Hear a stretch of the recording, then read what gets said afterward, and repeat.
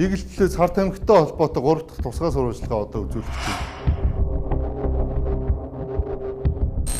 Эний өмнө өмтгөл дэлгэцрүү анхаарлаа хандуулъя. За энэ бол монголчуудын хамгийн ихээр аялал зугаалдаг болсон Вьетнам улсад үйлдвэрлэгддэг электрон тамхи буюу вейп. За энэний дотор юу байгаа вэ гэхээр харт тамхи байгаа. Харт тамхи байгаа гэдэг нь лабораторийн шинжилгээгээр тогтоогдсон маш хэмжээгээр хураагдаж байна.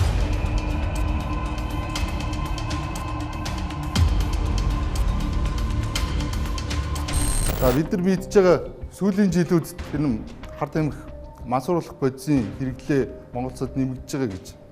За яг энэ шиг энэ электрон тамхины хэрэглээ газар авсаа залуучууд хаасайгүй нэг өдөржингөө хүзүүнээсээ зүгээд хөхөд явчихна.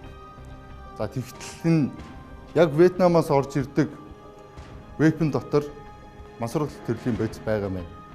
За ер нь бол вейпийг хяналттай болгоё, одоо зохицуулалттай болгоход эндээс татвар хураамж авъя. Одоо энэ хаана хэрэгжилж болох уу, хаана зорж болох уу гэдэг энэ зохицуултыг хийгээд холбогдох албаны хүмүүс хуулийн төсөл боловсруулаад ингэ явж байгаа. А тэгт сүүлийн 2-3 жилд энэ хуулийн төсөл боловсруулаад хилцүүлээд ингэ явж исэн энэ хүмүүс рүү маш их дайралт хийж байгаа. За энэс нь болоод тэр хүмүүс ярихаа илчлэлт дарамт нь орсноо мэдэхгүй, худалдагдсан уу бас мэдэхгүй.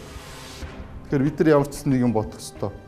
Мансууруулах төрлийн зарим бодисын төрөл энэ веб хэлбэр рүү шилжээд орчжээ. За нэвтрүүлгээ хүлээж авч үзье.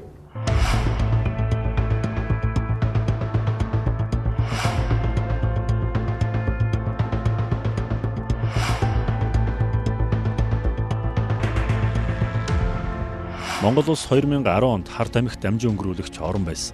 2014 онд харт тамхины хэрэглэгч орн статуст авсан. Манай улсыг нэгдсэн үндэсний байгууллагын харт тамхитай тэмцэх алба ингэж зарласан нь шалтгаантай. Статистик сөхвөл манай улсад харт тамхины хэрэг 2020 онд 2хан бүртгэгдэж байжээ. Сүүлийн 10 жилд харт тамхины аюул огцом нэмэгдэж 2014 онд 62, 2015 онд 79, 2016 онд 98, 2018 онд 128, 2019 онд 170, 2020 онд 181, 2021 онд 187, 2022 онд 230, 2023 онд 238 болж өслөө. Эдгээр нь харт тамхи хэлээр оруулж ирэх, тээвэрлэх, хадгалах, бусдад худалдах, бэлтгэх, харт тамхи хэрэглэхэд орон байраар хангах, сэтгцэд нөлөөлөх хэмбэлдэмлийн хууль бусаар худалдах гэмт хэрэг.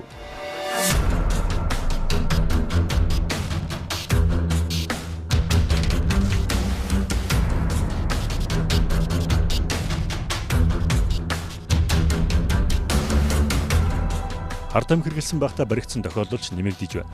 Сүүлийн 7 жилийн статистик харахад 2017 онд 52, 2018 онд 61, 2019 онд 192, 2020 онд 159, 2021 онд 173, 2022 онд 221, 2023 онд 197 зөрчлийн хэрэг бүртгэгджээ.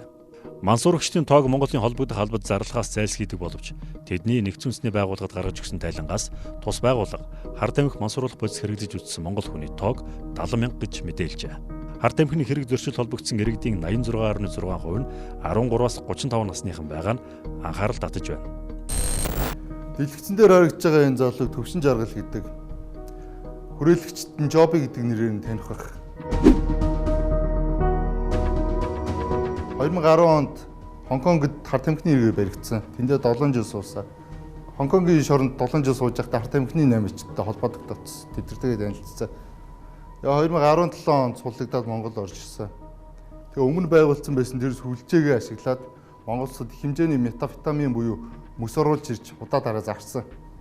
Ийм гэмт хэрэг үйлдсэн залуу байдаг. Харт тамхины намж. Тэгээ ийм харт тамхи улсын хилээр оруулж ирж байгаа ийм үйлдэлүүд Монгол улсын шүүх ер нь бага ял өгöd ийм хүмүүсийнхээ толгойг илжих. Тэрний нэг нь одоо энэ төвшин жаргал юм аа. Жоби хожид төвшин жаргал нь Монгол улсад 2020 оны 2 дугаар сарын 19-нд 156.5 г мөс хадгалсан. 2020 оны 4 дугаар сард 8.3 г мөс хадгалсан. 2020 оны 7-оос 8 сард 9.3 г мөс худалдаалах зорилгоор бусдад өгсөн. 2020 оны 8 дугаар сарын 25-нд 20.5 г мөс хадгалсан. 2020 оны 9-р сарын 8-нд Малайзийн Куала Лампур хотоос бүгд найрамд Солонгос улсаар дамжуулж улс хоорондын бөөх хашуудан улсын хилээр 883.7 грамм мөс нэвтрүүлсэн. 2021 оны 5-р сарын 28-нд Африкийн Малави улсаас 208.8 грамм мөс захиалж улс хоорондын бөөх хашуудан улсын хил нэвтрүүлсэн. 2023 оны 12-р сарын 8-нд 9.9 грамм мөс бусдад худалдсан. 2023 оны 12-р сарын 8-нд 867.1 грамм мөс хадгалсан. Өвсөн жаргалын холбогдсон хар тамхи хилээр нэвтрүүлсэн, хадгалсан, худалдсан. Бусдад ажил үүрэг хуваарлсан хэрэгээс хураагдсан мөсний нийт жин 2 кг 164.3 грамм болж байна.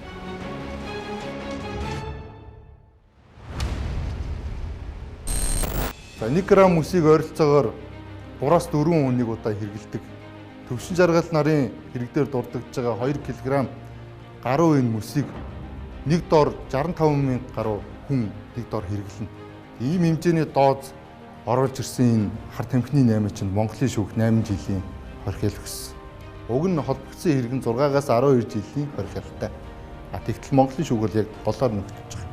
Ийм байдлаар л бид нэр хар тамхины наймаачдынхаа толгойг илж байгаа олон удаагийн ийм кейсүүд байдаг.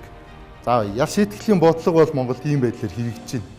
Нөгөө талд хар тамхины эргэлт энэ мансууруулах төрлийн бодис сэтгц нөлөөллийн бэлтгэмлийн эргэлт хяналт тавих тухай хууль 2002 онд батлагдсан. Батлагдсанаас хойш шинжлэхдэггүй явсаар 22 жил болчихлоо. Ийм байдлаар энэ хууль эрх зүйн орчны хоцрогдолд Монголд орсон байна.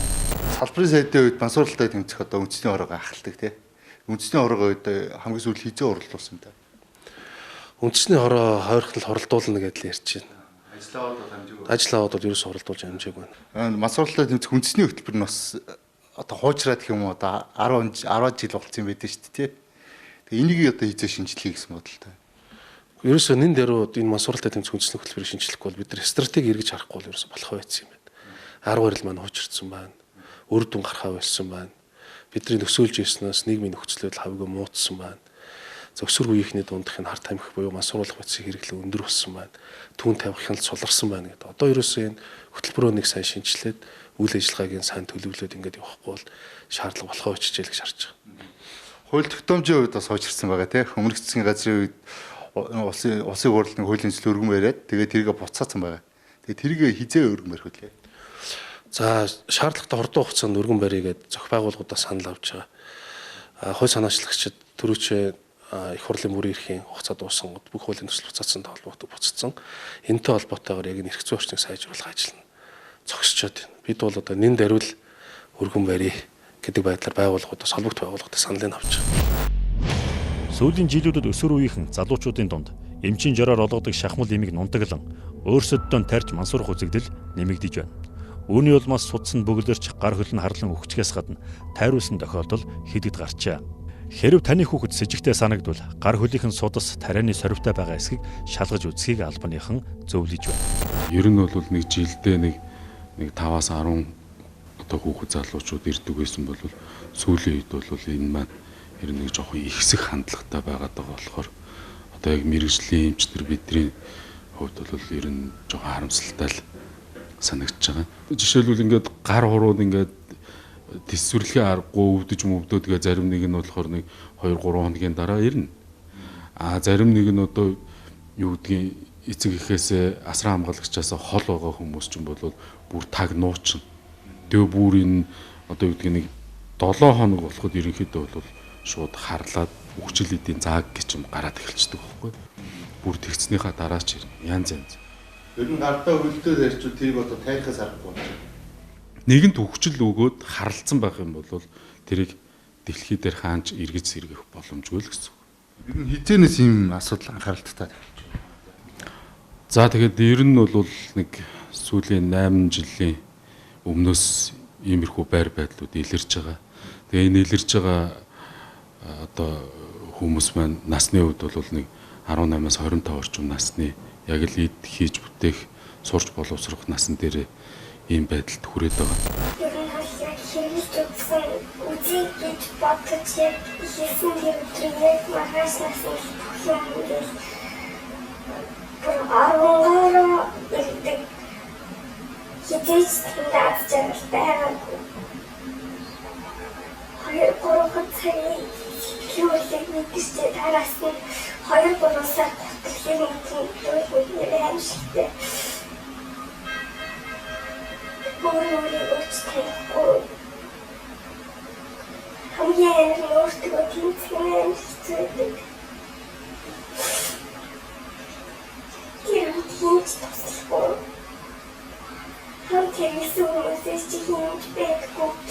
Энэ зүйлийг хэрэглээ байлаа гэхээр хийж итгэдэг. Хизээч нэгэндээ оромогдгүй. Хамгийн сүүл хэрэгсэн өдрөөс хойш гарман амьдсан.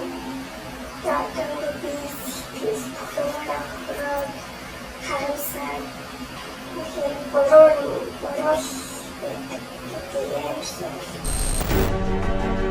Оюутан сурагчдын хэрэглэж мансуураад байгаа эмийг эрүүл мэндийн яам, эмэмнэлгийн хэрэгслийн хяналт зохицуулалтын газрынхан уг нь мэдэж байгаа. Тухайн эмийг мансууруулах сэтгэцэд нөлөөлөх хэмээн жагсаалтад оруулах, тухайн эмийг хэрэглэх заалттай өвчтөнд цахим жороор дамжуулан олгодог байх саналыг цагдаагийн байгууллагаас тэдэнд хөргүүлээд хэдэн жилийн нүүр үзэж байна. Харамсалтай нь үүнийг салбарын яамныхан шийдээгүй өнөөдрийг хүрчээ. 2015 оны 68 тоо тушаал гэж эрүүл мэндийн сайдын тушаал баг. Энэ дээр мансууруулах 13, сэтгц нөлөөт 33 бодис байдаг. Ингээд 46. Энэ дээр 47-х нь болгоод энэ эмийг оруулчих юм бол одоо хүүхдүүдийн хэрэглээ байхгүй бол. Нэгдүгээрт, хоёрдугаарт тэрөөсөө л энэ бодис нэг л эм дээр яригдаад байна. Тодорхой нэг төрлийн юм байгаад байгаа шүү дээ. Одоо энэ яг хэрэглээд байгаа. Тэгээ энэ ч одоо жороор олгодог байсан ч тэрийг одоо хуурамчаар хийгээд хүүхдүүд Канадад л авчиж шүү дээ. Тэгээ тэрийг нэмийн сангууд бас өгөөд байна. Тэгээ энийг яг энэ тодорхой нэг төрлийн. Хуулийн байгууллагуудын зүгээс бол энийг тэр нөгөө жортоо олгодог болгоё. Одоо нөгөө улаан зураастаа тий тэр англи руу н оруулъя гэдэг саналаа танаа яамд өгөөд 2-3 жил хүлээсэн юм лээ. Эмний нөгөө захимжилтын асуудлыг ер нь нэлээд тодорхой болгож байгаа. Одоо хил гайлаар орж ирж байгаа эмний тоошрохыг аль бөөний төвөр дамжаад аль эмийн сонсчод ямар өөрчлөлт биш очиж өгдөг энэ мэдээлэл бүгдөө тодорхой байдаг ийм зүйл рүү ороод ирэхээр Эмийг одоо эмийн тэр жорыг одоо захимжуулах ажиллаа энэ засгийн газрын төвчөнд олон жил болоо олон засгийн газарт амжилттай одоо хүртэл хийгдэг. Энэ хийцээ тусах. Өмнөх нөгөө нэг засгийн үед болохоор танай эмийн агентлагийн дарга одоо бид нар сарын дараа хийж дуусгана гэд 4 сард бид нарт ярьжсэн. эх сарда 11 сарда багтаад энэ байна одоо яг ажил хэрэг болоод явахаар ажлын явцсан тийм явж байгаа.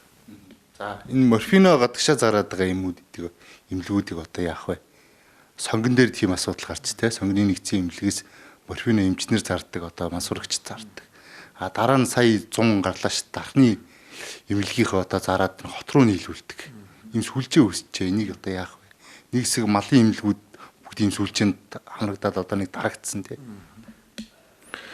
Тий ер нь энэ морфиныг бас борлуулах одоо хамгийн гол эмнэлэгт хэвтэж үйлчлүүлж байгаа хүнийх нь одоо нөгөө бүртгэл нөгөө стор гэж өвчний түүхэн дээр нь бичээд тэрийг нөгөө тухайн хүнд хэрэглэхгүйгээр эмнэлгээсээ гадагш нь гаргацдаг энийгээ борлуулцдаг ийм асуудлууд бас цөөнгөө гараад байна л да. Тэгэхээр энийг бид нар эргээл бас энэ хяналтынхаа тогтолцоог л сайжруулна.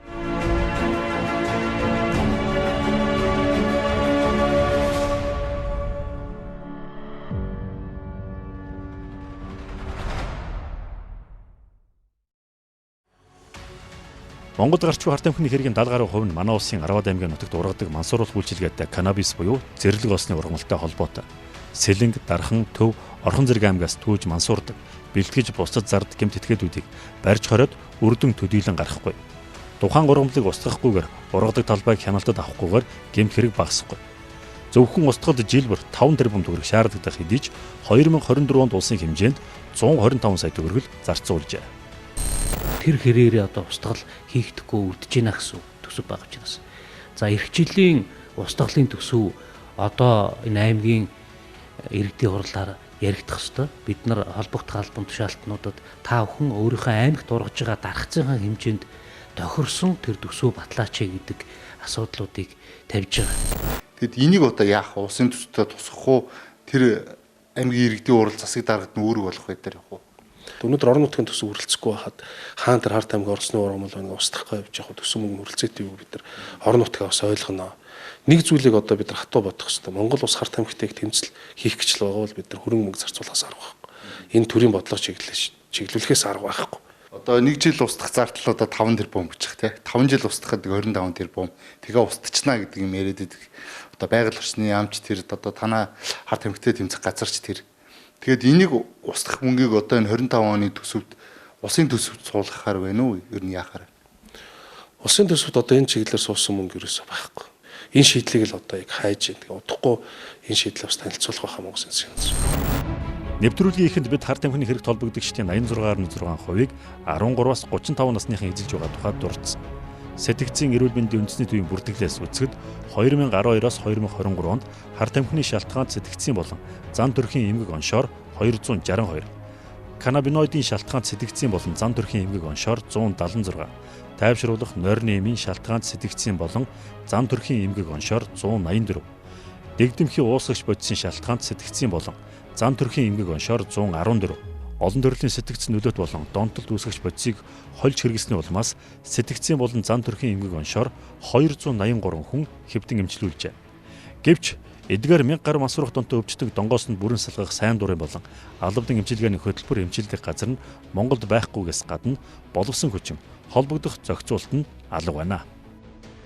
Энэ донтолт гэдэг өвчин маань өөрөө нөгөө ямар бодис хэрглэж гэнэ гэдгээс хамаараад эмчилгээний хугацаа гэж байгаа. Энэ түрүүн хэлсэнчлэн архаг өвчин. Тэгэхээр энэ өвчин архаг өвчин маань дахиад сэтэрдэг. Тэгэхээр энэ хүүхдийн эмчилгээ өөрөө хэр зэрэг хичээл зүтгэлтэй байна. Ар гэр хичнээн бас нөгөө нэг тусламж дэмжлэгтэй байна гэдгээс хамаараад тэр хүүхдийн нөгөө эрүүл байх хугацаа хэр удаан байх нь хамаарагдана. Эмчилгээний хувьд бол 7-10 хоногийн хорлох тайлах эмчилгээ бол энэ бүр гал унтрааж байгаа ч эмчилгээ биш. Зүгээр л тэр хүнийг дараа нь дахиж хэрэглэх бүр эрч хүчин сэргээж өгөөл гаргаж байгаа гэсэн үг. Одоо ганц сэмүүтэд очлоо гэж хэвтлээ гэдэг. Тэнд 10 хоног хордлого тайлах эмчилгээ гэдэг нь чинь эмчлэгддэг юм биш шүү. Ер нь хэр удаж эмчлэгддэг? Цаашаага яадаг вэхээр одоо ингээд нөгөө рехаб гэж яриад байгаа нь нөхөн сэргийх төв баггүй. Нөхөн сэргийх төвд дээр бол хөвчлэн эмчилгээ ер нь айлч орнд. Одоо барууны орнууд ч хийж байна. Энэ хятад чийж гэн, Оросд чийж гэн. Рехаб бол ерөөсөл имлэг байхгүй юу? Inpatient гэж ярьж байгаа юм тий. Вакуум орчинд. Тий, тэнд одоо утас мутас байхгүй, интернет байхгүй. Тэгээд л ерөөсөө энэ эмчилгээ гэдэг маань өөрөө энэ донтолтын өвчин чинь хүний зан төрх дээр гарч ирдэг өвчин шүү дээ тий. Тэгэхээр тэр зан төрхийн өөрчлөлт эмчилгээ явна. Тэр хүний амьдралын хэв маягийг өөрчлөх эмчилгээ явна гэсэн үг байхгүй юу? Тэгэхээр энэ донтогч хүмүүс зориулсан тусгай тэр нөгөө сэтгэл заслын эмчилгээ одоо тэр хүн бодлоо яаж өөрчлөх юм, орж ирээд байгаа тэр нэхлийн тухай бодол, бодисын тухай бодлоо яаж зогсоох юм, яаж анхаарлаа өөр юмд сарниулах юм гээд маш удаан хугацааны эмчилгээ хэрэгтэй. Тэгэхээр нөхөн сэргийх төвд бол хоёр төрөл байна л да. Ер нь бол нэг нь бол одоо улсын мэдлийн улсаас төсөв санхүүгээ авдаг. Ерөнхийдөө бол энэ шүүх цагдаатай холбоотой байдаг албатан эмчилгээний төрлүүд. Хувийн нөхөн сэргийх төвд бол арай бас богино хугацаанд. Гэхдээ богино гэж яхад бол нэг одоо 3-6 сарын хугацаа л гэсэн үг байхгүй юу? 3 хугацаанд тий ингээд мөнгөдүүлдэг. Тэрийг бас эрүүл мэндийнх нь даатгалын систем нь одоо тодорхой хувийн төлдөг тий. Би тухай бид нар одоо тэр Тэмүүлэн гэдэг нэг залуу нэлээд лайв хийж байгаа. Одоо өөрөө тэрийг тэр нөгөө байгууллага таамагнагдаад өөрөө өөртөө урам зориг өгөөд хүмүүс их урам зориг өгөөд ингэ яваад байгаа шүү дээ.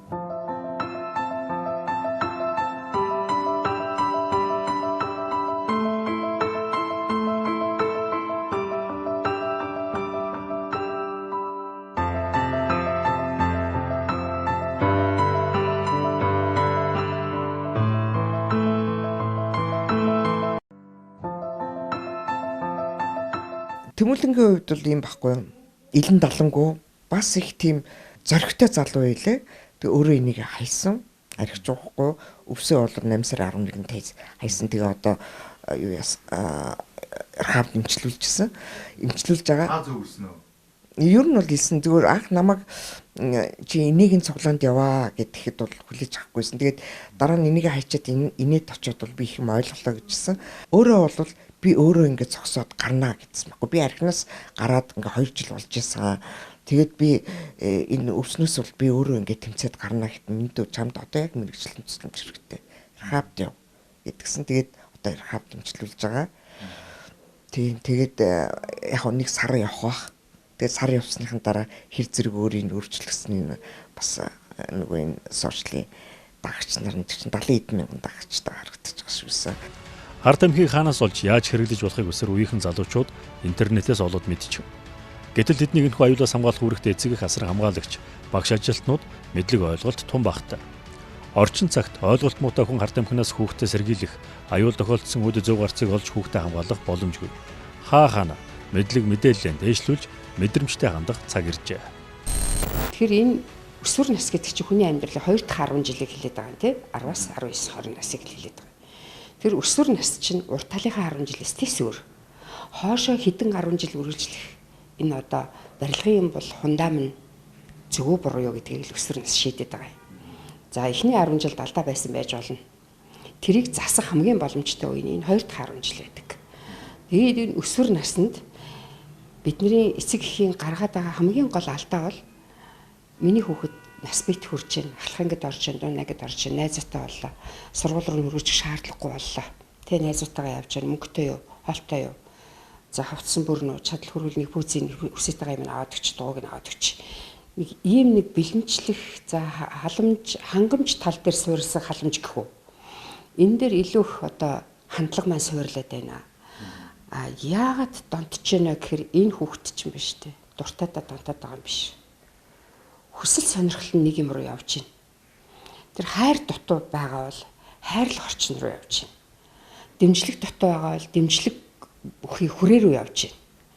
Тэгэхээр бид нар тэрийг одоо тийм ч юм үнэрлээд, ийм ч юм хэрэглээд ингэж ч одоо донтоод ингэж ч мансараад ингэж ч хуулийн хариуцлага нэтэр гэж ярьж байна. Яг үнэн чанар дээр наваад үзвэл энэ хүүхэд өөрийгөө олох гэж л яваа. Хүн болохын тулд би хэд ч хийн ямар хүсэл зорилготой байвал зохих юм. Би юу чаддгийг, юуг сурах ёстой юм. Тэ цаг гэж юу юм, өдөр өглөө орой гэж юу юм. Энэ бүгдээ чинь дандаа анхны одоо байдлаар танилцж мэдэрч тэмтэрч яваа хүмүүс байхгүй. Тэгэд энэ үед нь урд 10 жилд үзүүлжсэн хайр халамжаас илүү ухаалаг, илүү их дэмжлэгтэй хайр халамжийг хүсдэг 10 жил нь ирж байгаа. Тэгэхээр ээж аваад Монгол одоо гэр бүлийн тухайд яг орчин үеийнх нь энэ цаг мөчд авч үзвэл өсвөр насны хүүхдтэр ирж байгаа хайр халамж нь дутж байна. Өмнөх 10 жилээс бууж байна. Өөрөлдөл бие даасан байдалд нь илүү итгэж байна. Өөрт нь илүү их найдаж байна. Найдаж болно. Гэхдээ чиглүүлэг хяналт бол ерөөсөө алдаж болохгүй. Тийм сургалт хийхээр одоо эцэг эхчүүд ирдгүү гэдэг. Яагаад ирдгүү шалтгаан нь одоо ажлын цаг нь одоо болдгоо, ажил олгогч одоо чөлөө өгдөггүй гэдэг ч юм уу тий. Тэгэхээр энэ хүүхд хамгааллын хуулиар энэ чиглэлийн зохицуулт юу н орсон болов? Мэдээж хэрэг орлого яах вэ? Төр нэгдүгээр элчинд одоо хүүхдийн өмнө үүрэг хүлээсэн байна. Тэгэхээр төр яах вэ бол хүүхдийг хамгаалахтай, хүүхдийг урьдчилан зэрэглээс гадна эцэг эхтэй ажиллах хэрэгтэй. Өөрөөр хэлбэл гэр бүлийн орчинд нөгөө бас хүүхэд эцэг эхээс юм сурахтай, эцэг нь тэрийг одоо зааж ойлгуулах чадвартай байх. Энийг бол нөхцөл боломжийг бол бүрдүүлэх хэрэгтэй. Тэгэхээр мэдээж хэрэг эцэг эхийг бол одоо багаас нь одоо сургаж хүмүүжүүлэх тийм үү. Багаас нь гэдэг нь ялгаа байхгүй боловсролын байгууллагаар дамжуулаад, насан туршийн боловсролын төвүүдээр дамжуулаад, за дээрэс нь гэр бүлийн асуудал хариуцсан, хүүхдийн асуудал хариуцсан одоо захиргааны ажилт те одоо нийгмийн ажилтнуудаар дамжуулаад энийг бид нэр хийх ёстой. За энэ дээр мэдээж хэрэг тийм асуудал яригддаг. Одоо ажилтаа байгаад ажил олгогчийн хувьд бол ямар үүрэг хүлээгдэж байгаа вэ гэхээр хүүхд хамгааллын бодлого хэрэгжүүлээ. Хэрвээ хүүхдийн асуудал ирж байгаа бол эцэг эхт нь одоо чөлөө олгох ёстой. Тэгжээж бид нар яах вэ? Эрүүл нийгмийг те эрүүл одоо зөв зохицолтой нийгмийг бий болгоно. Тэгэхээр эн чинь ялгаа байхгүй ажил олгогчд бас үүрэг болгоцсон байна. Одоо байгууллага бүхэн чинь өөрөө хүүхд хамгааллын хуулийн дагуу нөгөө нийт цалины сангийн хэмжээний фондын одоо 1% тэнцэх хэмжээний санг гаргаж ирээд энэ ажилтныхаа хүүхэд гэр бүлийн хөгжил хамгааллын асуудал зарцуул гэдэг байгаа байхгүй. Тэгэхээр тэр сургалтаа эцэг эхтэй зориулж өгдөг, ажилтнуудаа хамгаалдаг, ажилтны гэр бүлийг бас зохисоор хөгжлийн дэмждэг. Хэрвээ урьдчилан сэргийлэлт сайтай байх юм бол тэр хүүхэд нь нөгөө буруу зам руу орж удахгүй л гэсэн үг шүү дээ. Ихтэй сургууль болон ерөнхий боловсролын сургууль. Тэгээ явахаар одоо сургуулиуд тэр сэтгэл зүйч нийгмийн ажилтнууд ер нь хангалттай байна уу? Хүүхэд одоо ингээ янз бүрийн асуудалд орох те хүн уруудтахаар ийм нөхцөл байдал орсон үедээ одоо хандах тийм хүмүүс нь бэлтгэгдсэн багш нарын ер нь бэлэн байна уу? Хүүхэдтэй ажиллах хандлага боловсон хүчний үнэхээр дутагдалд орсон юм. Ялангуяа орон нутагт.